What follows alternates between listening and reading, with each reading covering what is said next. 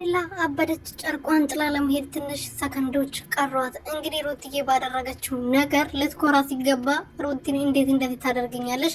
እንዴት እንደዚህ ታስመስያለሽ? እንደዚህ እኔ በንጹህ ልቤ አላለችም። በጣም ንጹህ ልብ ነው ያለሽ አይደለ? እንዴ ድንቄም ንጹህ ልብ ማለት ነው። ንጹህ ልብ ስላለች ነው ገና ምንም ያውቀውን ልጅ ያላባት እንዲያርግ የፈረሽበት ገና እርጉዝ ሴት እንደዛ ስቃዩን እና ሩትዬ ምንም አላደረገችም ልላችሁ ፈልጌ ነው። በዚህ ሰዓት ሩትዬ ያደረገችው የሄርሜላን ኑስ ሩብ አያክልም። ከዚህ በላይ ብትጫወትባት፣ ከዚህ በላይ ዋጋውን ብትሰጣት ጥሩ ነበረ።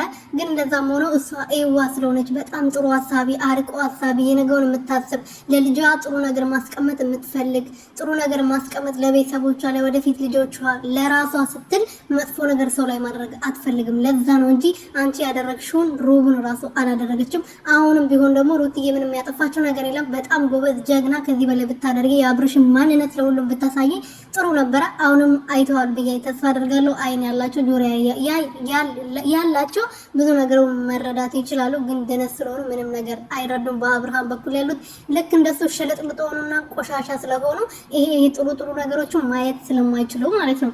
ሰላም ቤተሰቦቼ እንዴት ናችሁልኝ? እኔ ያለው እግዚአብሔር ይመስገን። በያላችሁበት ሰላማችሁ በዘት ትርፍርፍ ይበልልኝ።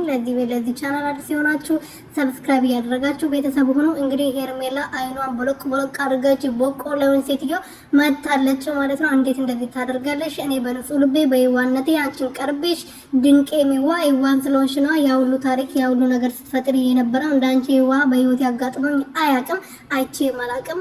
አንቺ ይዋነሽ፣ በጣም ድንቅ ይዋነሽ፣ በጣም ምስኪን ነሽ። አዎ ምስኪን ስለሆንሽ ነው ልዑልዬን ያላባት እንዲያርግ የፈረድሽበት አንቺ ጁአናም ጅብ የሆንሽ ሴትዮ